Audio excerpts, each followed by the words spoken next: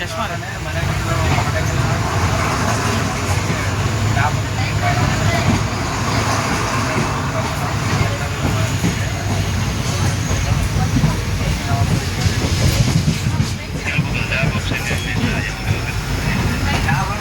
ನಾಲ್ಕು ದಿನ ಇರುತ್ತಂತ ಅಂದರೆ ಒಂದೇ ದಿನ ಲ್ಯಾಬ್ ಎಕ್ಸಾಮ್.